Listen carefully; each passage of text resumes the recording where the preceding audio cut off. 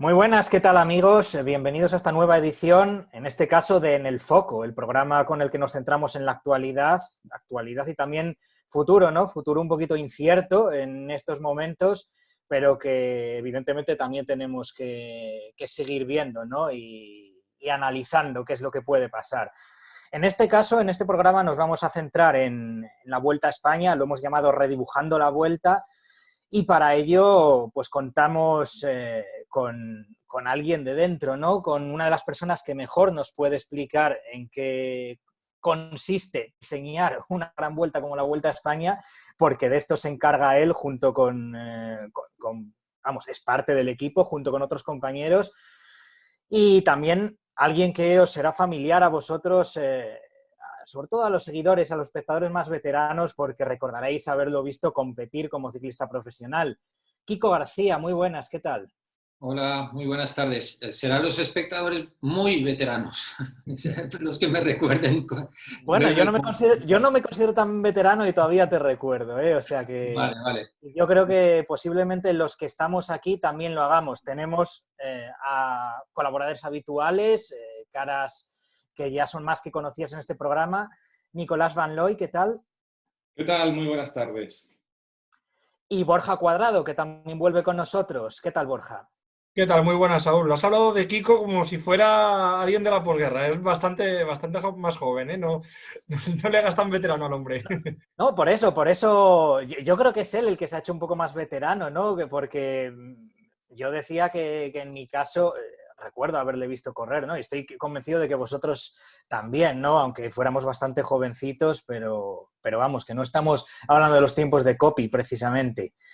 Eh, bueno, pues entramos en materia. Kiko, yo creo que esto de cara a los espectadores puede ser muy interesante y no necesariamente relacionándolo con la situación actual, sino para que la gente se haga un poco idea de todo lo que supone, ¿no? Yo creo que quizás es un poco difícil lo que te voy a hacer, la pregunta, porque resumirla algo tan amplio y tan complejo puede ser un poquito complicado, pero vamos a intentarlo, ¿no? Y en general, ¿cómo se empieza a diseñar una Vuelta Ciclista a España? ¿Por dónde se empieza? Es tratar de ver un balance de recorrido en cuanto a montaña, contrarreloj, etapas llanas. ¿Tienen primero prioridad las ciudades a elegir? ¿Cuál sería el punto de partida? Y a partir de ese punto de partida, ¿por dónde se empezaría un poquito a discurrir para empezar el diseño de una Vuelta Ciclista a España? Bueno, yo creo que lo primero es rebobinar un poquito, ¿no? Es decir, no puedes diseñar una Vuelta a España solo pensando en lo que vas a diseñar sin tener en cuenta lo que acabas de diseñar en los años anteriores.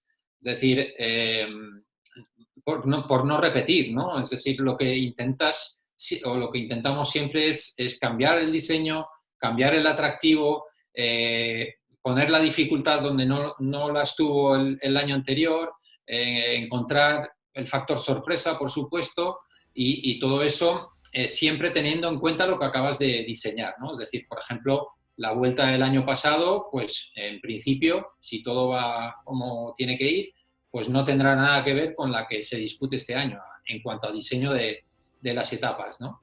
El primer paso es el cerrar el punto de partida, el punto de la gran salida, ¿no? El grand départ que todos conocemos tanto del Tour como del Giro como de la Vuelta. Entonces, a partir de ahí empieza el jeroglífico, el puzzle o el encajar las piezas. En eso nuestro director general, Javier Guillén, es un maestro, es el que se ocupa bueno, pues, el hablar con las instituciones constantemente, el tener a 2 años, 3 años vista, ya tener en mente el dibujo de la vuelta y a partir de ahí ir cerrando piezas del puzzle. Y entonces a medida que él va cerrando piezas del puzzle, nos lo comunica al departamento deportivo, que a día de hoy lo componemos 3 personas, que somos Paco Finer, que es bueno, pues el veterano del grupo y el que lleva casi 30 años en Unipublic y que ha diseñado muchas vueltas a España. Fernando Escartín, que es casi tan veterano como yo, y yo mismo, ¿no? Entre los tres nos ocupamos un poco de el intentar encajar el puzzle y, como te decía, dentro de pues encontrar el equilibrio entre la dureza, etapas más fáciles, factor sorpresa, el viento, bueno, todo tipo de elementos que pueden componer el puzzle general. ¿Cuál es la flexibilidad que tenéis a la hora de diseñar el recorrido? Me refiero a si hay ciertas localidades, ciertos sitios de salida y llegada, aparte de evidentemente el final en Madrid, que son una especie de visita obligada cada año y os toca construir el puzzle siempre teniendo en cuenta ya esos puntos de partida. Bueno, va en función también, a ver, siempre lo que priorizas o siempre lo que tenemos en cuenta siempre es el factor seguridad en carrera, ¿vale? Es decir, por mucho que, bueno, pues una institución pueda proponernos llegar a un sitio o pasar por un determinado puerto o, bueno, pues o hacer algo diferente, si vamos a reconocer el terreno y vemos que no es factible, nunca lo hacemos. Es decir, la seguridad del ciclista siempre tiene que ser lo principal, ¿no? Lo que pasa es que hay que ser flexible. Volviendo un poco a tu pregunta, la flexibilidad es, bueno, pues oye, hay interés turístico, hay interés promocional, hay interés tal en pasar por aquí, pues vamos a intentar encontrar la manera o acondicionar un poco un determinado puerto o una llegada o hay un montón de cosas de trabajo previo para que determinadas cosas se puedan realizar o no. Pero siempre el primer punto que tenemos siempre en cuenta es el factor seguridad. Bueno, y eso está muy bien, desde luego, ¿no? El saberlo, que es así. Llegados a este punto y antes de meternos en lo que es el tema un poco más candente y más difícil, que es lo que corresponde a la edición de la Vuelta 2020, sí que me gustaría abrir un poquito el debate y, aparte de, por supuesto, Kiko, de que tú también nos pongas en valor tu opinión desde dentro o el porqué de la filosofía de recorridos de la Vuelta a España, que yo creo que la Vuelta tiene ya a estas alturas una filosofía y un estilo identificable, para bien o para mal. Esto es ahora donde voy a abrir aquí el debate, ¿no? Y bueno, pues un poquito a ver qué os parece también, Borja, Nico, cómo lo veis vosotros, porque yo creo, por lo menos desde mi punto de vista, creo que la Vuelta ha sabido diferenciarse de otras en el sentido de tener pues etapas más cortas que buscan ser un poquito más nerviosas, y no solo etapas, sino también en concreto puntos calientes de la carrera, que serían las ascensiones, ¿no? Se ha buscado mucho ascensiones cortas, explosivas, con pendientes fuertes, que busquen marcar diferencias en poco tiempo, ¿no? Aunque sean a lo mejor a costa de que haya menos espectáculo global a lo largo de lo anterior de la etapa, que se asegure que haya al menos finales intensos de la etapa, ¿no? Entonces, ¿cómo veis este equilibrio? Borja, en este caso voy a empezar por ti. ¿Qué opinión te merece esta filosofía de la Vuelta a España y cómo encaja dentro de los cánones del ciclismo, que es un deporte bastante tradicional generalmente? Sí, mira, yo me quedo, Saúl, con lo que estás diciendo, que la Vuelta tiene su propia idiosincrasia. Yo te diría que ha ido a más. Es que incluso el Tour ahora se ha copiado en algún sentido de la Vuelta, más allá, ¿no?, de que sea la misma empresa. Por ejemplo, el año pasado esa etapa de Val Thorens, que al final se recortó a 65 kilómetros, en principio era de 120. Ha habido etapas muy cortas también y poco a poco, pues bueno, se va adoptando ese estilo de la Vuelta que se ha visto que funciona realmente. Sobre el tema este de las llegadas en cuesta, bueno, ese ciclismo YouTube, ¿no?, como los aficionados por Twitter a veces dicen, bueno, es que yo creo que antes la Vuelta no era tan espectacular y la Vuelta ha ido cambiando. El año pasado además ya se incorporaron también puertos también más largos, no solo puertos de 4 kilómetros con pendientes medias del 12-13%, y es la sensación de que la Vuelta ha ido cogiendo su identidad, de que va creciendo, de que ha ido madurando hasta un punto de que hay veces que puede tener incluso pues casi la mejor participación en función de cómo venga la temporada en Tour y Giro, y yo creo que es una fórmula muy acertada, pero sobre todo que no se está insistiendo, sino que poco a poco se está reciclando, y me parece que la Vuelta está en un momento de madurez fantástico. Si me permites, Nico, y antes de darte la palabra a ti, me gusta este adjetivo, o bueno, más que adjetivo, esta definición que has hecho de la Vuelta a España o esta visión de que está madurando, porque yo sí que lo veo así. Yo tengo la impresión de que hubo un momento dado hace no muchos años en que la Vuelta a España quizá insistió excesivamente en los finales en cuesta explosivos con pendientes muy fuertes, ¿no? Como que se abusaba de ello buscando esa personalidad de etapas cortas con esos finales de ese tipo, ¿no? Las cuestas de cabra, si nos permitís llamar. Pero con el paso del tiempo creo que se ha ido encontrando un equilibrio interesante con meter también entre medias etapas, digamos, de un ciclismo un poco más tradicional, más épico, con más pasos de montaña anteriores que dan hueco para movimientos tácticos desde más lejos, y en este sentido yo creo que la Vuelta a España sí que está adquiriendo una madurez bastante interesante y un equilibrio en el recorrido que yo personalmente celebro, ¿no? En estas ediciones más recientes, tras unas anteriores en las que yo creo que se abusó demasiado de ese perfil de etapas. Nico, ¿cómo lo ves?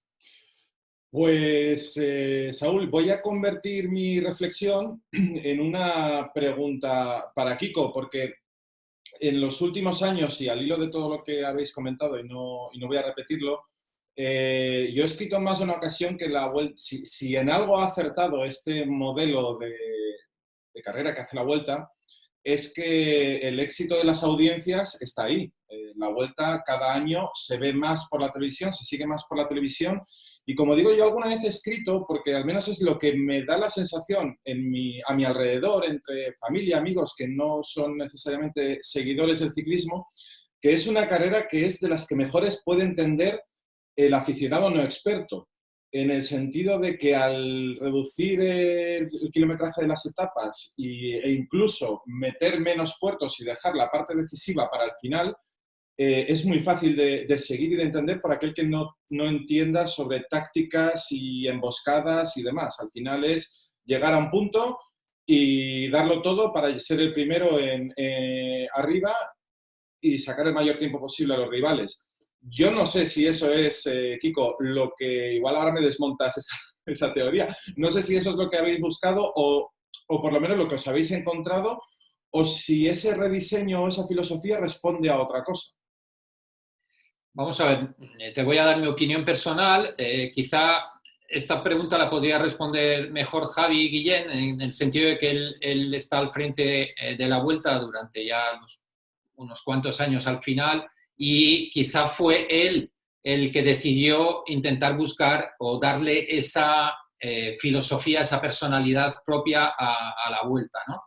Creo que estuvo muy acertado en los inicios, porque es verdad que ahora todo el mundo habla de la Vuelta a España como la vuelta más espectacular o con más dinamismo, la más abierta, donde menos control de carrera hay, y eso se lo ha dado, pues eso, los finales de etapa picantes, imprevistos, sorpresa, carreteras un poco complicadas y demás. Entonces, yo entiendo esa parte de que quizás se ha abusado de eso, pero para darle esa personalidad quizá había que abusar un poquito al principio, para que la gente entendiera cuál era o qué era lo que se buscaba, ¿no? Cuál iba a ser el fin filosófico de la Vuelta. Pero si os dais cuenta, como bien habéis reflexionado, ya llevamos unos cuantos años en que esa combinación existe. Es decir, si nos fijamos en el recorrido de este año, dejando al margen Holanda, que no tiene demasiados puertos, empezaríamos con Arrate el día de Irún, que es un puerto clásico, se puede considerar como un puerto clásico. Al día siguiente, con final de Cumberry, subiríamos San Miguel de Aralar, subir, bajar y meta. San Miguel sí es una subida muy dura, con mucha pendiente y picante, ¿no? Por decirlo de alguna manera. Eso deja de ser un puerto clásico. Digamos, estaríamos empatados. Luego seguimos con Moncalvillo, con Laguna Negra, que vienen a ser puertos tradicionales. La llegada al Tourmalet, que no deja de ser un puerto tradicional. Y luego llegamos a Asturias y, claro, le metes Farrapona un día, que es una etapa de puertos tradicionales con Cobertoria, San Lorenzo y Farrapona, y sin embargo al día siguiente metes Angliru, que es puro espectáculo, o sea, es pura vuelta. Os quiero decir con eso que y ya el año anterior pues también lo hicimos, ¿no? Intentando buscar el equilibrio entre esos finales muy explosivos con puertos de rampas imposibles y demás, con puertos más clásicos, ¿no? Etapas más clásicas. Y ahí estamos intentando, sin perder la filosofía ni la personalidad de la vuelta, pues incluir factores que puedan, pues eso, combinar cosas interesantes. Chico, y en ese mismo sentido, ya no me refiero al gusto del organizador o del público o del televidente que ve la carrera, sino cómo envejecen los recorridos. Ahora, en este tiempo de parón, Teledeporte y Eurosport nos están dando reposiciones de etapas y de competiciones míticas, ¿no? de otras décadas. Y entonces, de repente, uno que cuando has estado viendo la evolución de material y de los propios ciclistas durante tantos años, pues igual, pues como ver crecer a un niño, ¿no? No te das cuenta, pero de repente te enfrentas como el otro día, la Roubaix del 96, a una etapa, a la primera subida al Angliru, y ves aquellos materiales y tal, y no ha pasado tanto tiempo y, joder, parece otro deporte. En ese sentido, finales que hace 20 años, 30 años, eran tan duros como el más duro que nos podamos imaginar hoy, ¿son ahora menos duros? ¿Envejecen de alguna manera distinta y por lo tanto tienen que recolocarse de otra manera o no? Bueno, es una buena reflexión. Claro, el valorar la dureza es complicado. Es decir, cuando tú ves Lagos de Covadonga de hace 25 años, pues parece durísimo y lo sigue siendo, pero porque subían con piñones de 21 o 23 como mucho atrás, ¿no? Ahora es cierto que, bueno, pues el desnivel y las rampas están, pero tienes muchas más opciones de desarrollo para jugar atrás. Bueno, yo creo que no es que vayan envejeciendo, sino que van adaptándose a los tiempos, ¿no? Y en vez de ver a los corredores pegar tantos chepazos, pues los vemos subir de una manera más ágil y más alegre, ¿no? Pero la dureza está ahí, el esfuerzo está ahí, el espectáculo sigue estando ahí, ¿no? Y hablando de espectáculo y hablando que recientemente has mencionado el Angliru, hay que decir que efectivamente para esta Vuelta 2020 está previsto que regrese, ¿no? Lo curioso es que en la Vuelta vamos a tener tanto el Angliru, que casi se ha convertido ya, antes era efectivamente quizá los Lagos de Covadonga, el puerto, el final emblemático de la Vuelta a España, ahora lo está sustituyendo un poco el Angliru, pero es que la Vuelta a España también va a tener el Tourmalet, que sería el puerto emblemático del Tour de Francia, ¿no? Tener Angliru y Tourmalet en un mismo año me parece algo tremendo, ¿no? Solo nos faltaba ya incluir el Mortirolo, que iba a ser un poco difícil por condiciones geográficas, y tendríamos casi la ascensión emblemática de cada una de las tres grandes vueltas, ¿no? Pero en este sentido, la verdad es que yo creo que solo eso ya lo hace muy atractivo.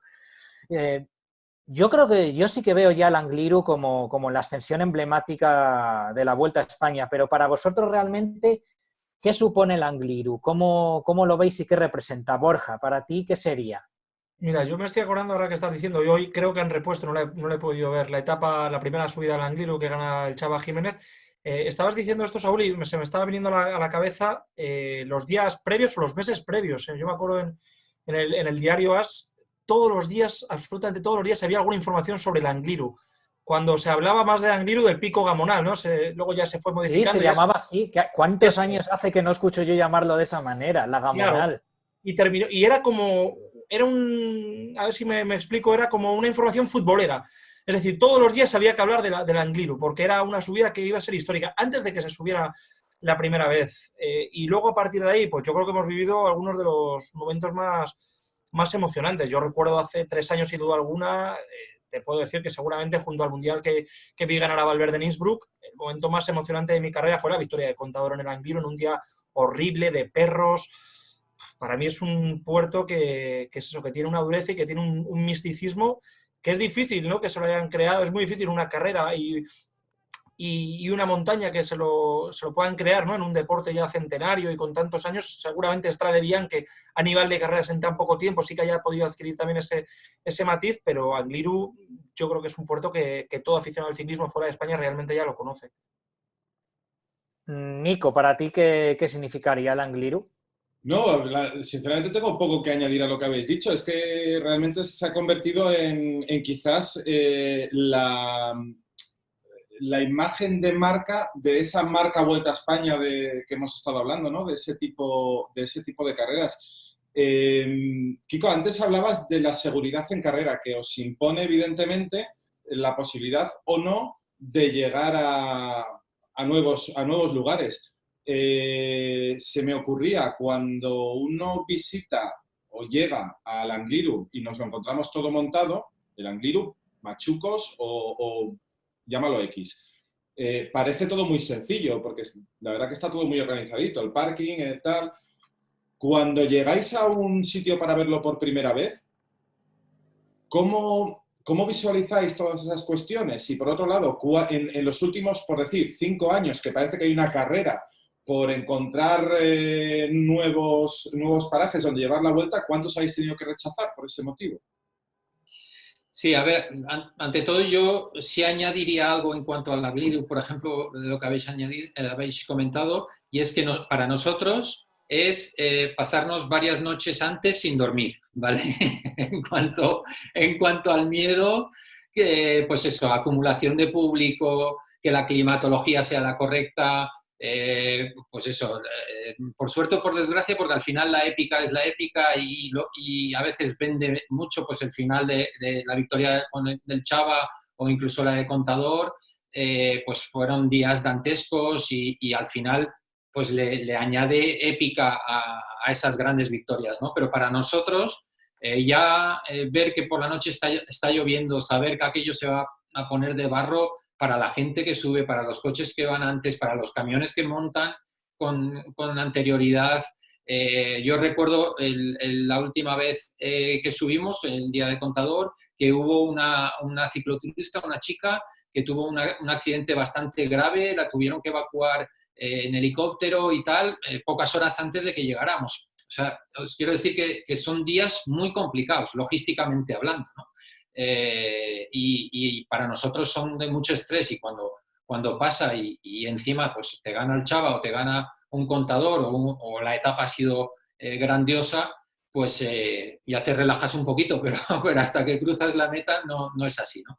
Y en cuanto a lo que comentabas de los puertos que hemos rechazado o que vamos a ver, son infinidad de ellos cada año, hay que reconocerlo, pero ahí sí entran muchos más departamentos, porque nosotros deportivo podemos ir a ver el puerto y decir, para nosotros nos podría valer, pero luego llega producción con todo lo que tienen que montar y nos dice que no pueden montar allí, porque hay que subir las televisiones, hay que montar bueno, pues el podio, un montón de carpas, las de prensa, y entonces ahí hay que añadir un montón de factores más, no solamente el aspecto deportivo, ¿no?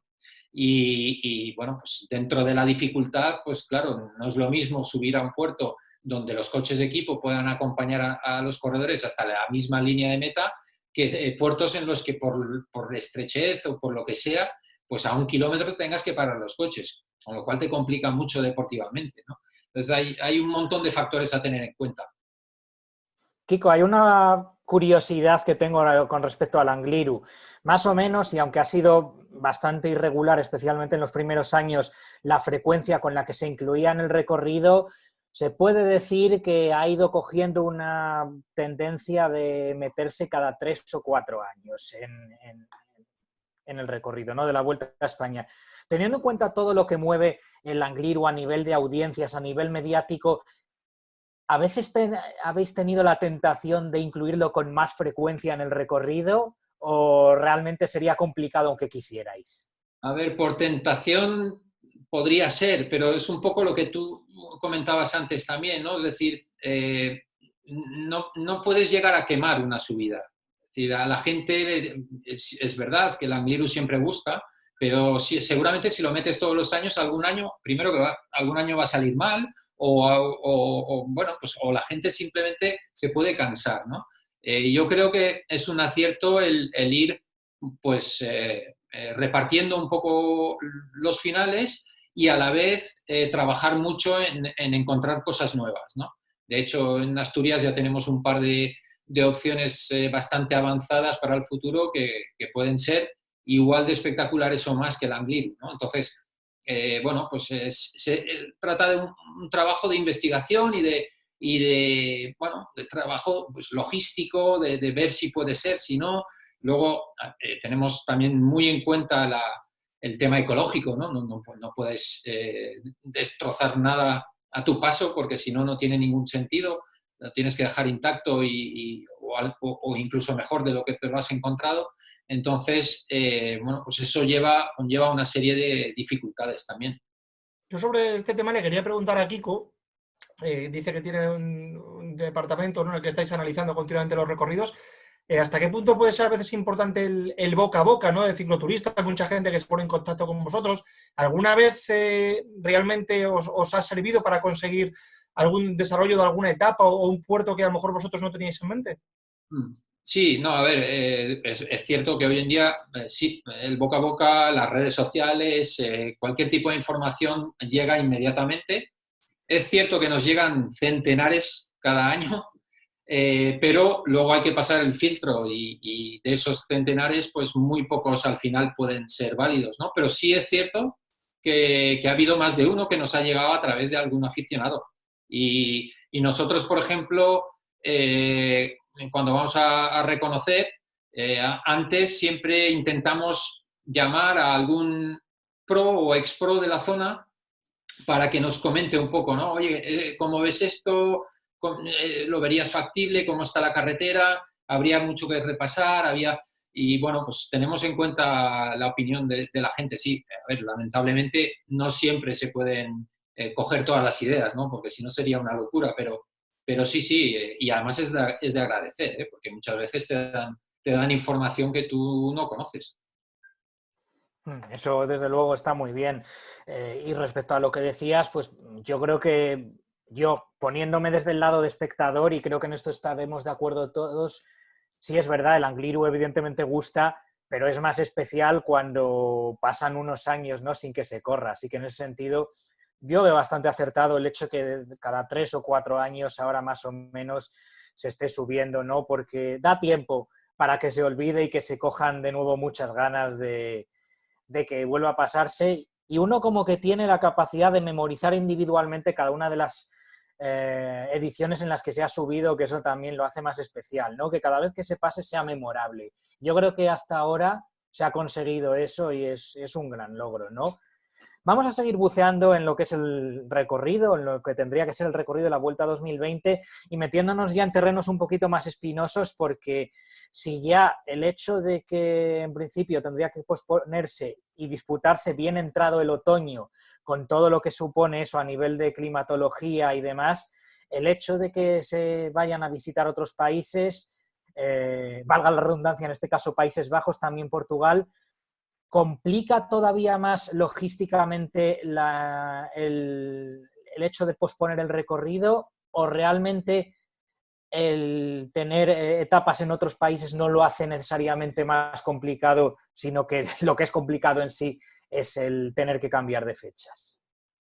A ver, si hubiera sido una edición normal de la Vuelta, sin el problemón que tenemos con la pandemia, no voy a decir que lo teníamos todo controlado, ¿no? Pero prácticamente todo. Es decir, bueno, tienes organizado los vuelos charter, empiezas de viernes en vez de comenzar de sábado para tener el lunes siguiente primer día de descanso para poder regresar a la península. Bueno, pues todo el aspecto logístico, a la vez que deportivo, más o menos encauzado de una determinada manera, ¿no? Ahora, más que el cambio de fechas, nos trastorna la pandemia, porque realmente si analizamos un poco la situación, vemos como cada país está adoptando unas normas de salud y de confinamiento un poco diferentes, ¿no? Unos con más flexibilidad, otros con menos. No sabemos cada país cuándo va a abrir sus fronteras, no sabemos si va a afectar a la presencia de algunos equipos, si Estados Unidos va a poder abrir sus fronteras para que vengan, si hay corredores allí que vengan, o los australianos o no. Yo creo que es más el problema de la pandemia que el cambio de fechas. Es cierto que al final el cambio de fechas afecta por la condensación del calendario. Es decir, el cambio de fechas no sería un problema si tuviéramos 8 meses para repartir el calendario. El problema es que tenemos apenas 4. Entonces, en esos 4 meses hay que meter todo lo que se pueda, claro. Entonces, ahí está la verdadera dificultad y ahí es donde creo que todos tenemos que hacer un ejercicio bueno, pues de generosidad a la hora de decir, bueno, pues salgo perdiendo un poco en esto, pues en climatología, en lo que pueda afectar negativamente, pero tenemos que salvar el ciclismo y tenemos que salvar la temporada. Y no solo los organizadores, sino los equipos, si no compiten, bueno, ya lo estáis viendo. Hay equipos que están pasando verdaderos problemas, ¿no? Y necesitan competir cuanto antes. Entonces, yo creo que estamos haciendo un esfuerzo todos por intentar acoplar de la mejor manera posible el calendario y que se pueda salvar. Si se sale perdiendo en algo, pues tendremos que asumirlo y pensar que el año que viene volverá todo a la normalidad. Yo creo que en todo caso hay que mirarlo en el sentido de que si al final se pueden realizar las competiciones de una forma más o menos normal, aunque sean esas fechas, teniendo en cuenta la situación actual, ya sería un éxito. Y en cierto modo, y vosotros, Nico, Borja, también recordaréis aquellos tiempos, ¿no? Sería un poquito volver en cuanto a la concentración de las grandes vueltas a como era cuando la Vuelta a España, antes del año 1995, estaba situada en abril, ¿no? Y entonces se corrían Vuelta, Giro y Tour muy concentrados en el tiempo, aunque es verdad que este año, en principio, sería el orden inverso, ¿no? Y además metiendo otras carreras más que habría que tratar de introducir en ese espacio. Sería más complicado, pero bueno, recordaría un poquito a aquello. Así que ahora mismo es todo una incógnita, ¿no? No sé, Nico, Borja, vosotros cómo lo veis esto.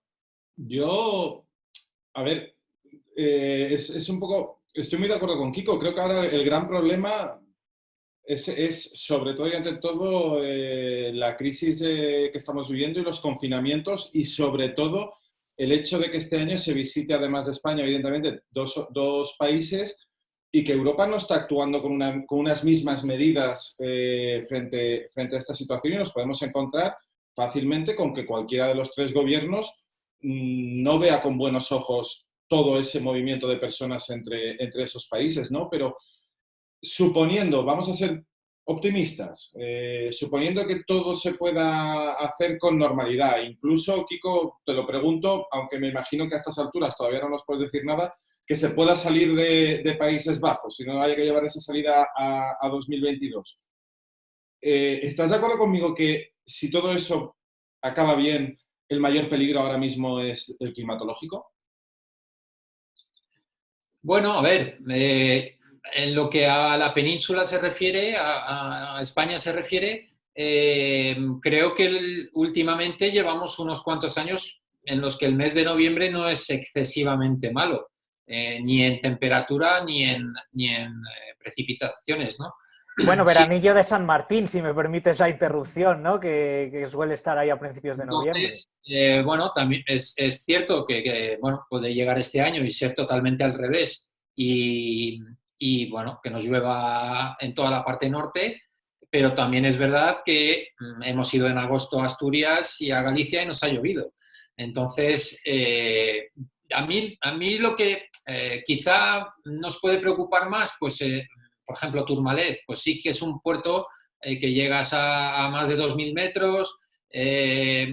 Bueno, pues ahí la temperatura puede ser más fría y demás, pero en las demás etapas realmente no tenemos demasiado miedo a un frío extremo o a nieves que nos tengan que parar la carrera, ¿no? Quizá en ese sentido el Giro tiene mucho más problema, ¿no? Que tienen una última semana con el Agnello, con el Stelvio, con el Izoard, con puertos así, que están todos por encima de 2.500 metros y bueno, pues es un poco más de riesgo que nosotros que, pues eso, Farrapona son 1.007, Angliru son 1.500, bueno, Covatilla no es una zona de nieve normalmente para el mes de noviembre o para finales de octubre. Bueno, pues vamos a ver. Es decir, es lo que os comentaba al principio. Tenemos que apostar por salvar esto, es decir, por salvar las carreras. Y afortunadamente hoy en día, pues a nivel de prendas deportivas, bueno, los corredores se pueden abrigar bien, se pueden proteger muy bien. Ya lo hacen habitualmente en las clásicas de Bélgica en el mes de febrero. Y bueno, pues habrá que preocuparse un poquito de eso, de protegerles, de que estén lo mejor posible, pero si llueve, creo que es mucho mejor tener una vuelta con lluvia que no tener vuelta. Y eso lo puedo extrapolar a cualquier otra carrera. Es decir, es mejor salvar los 5 momentos, las clásicas, aún con mal tiempo, que no tenerlos, ¿no? Siempre y cuando dentro de unos límites, ¿no? Ya sabéis que hay un protocolo climatológico en cada carrera donde se decide si puede ser o no, pero bueno, yo creo que no estamos hablando ni de enero ni de febrero, que normalmente son meses más complicados en ese sentido.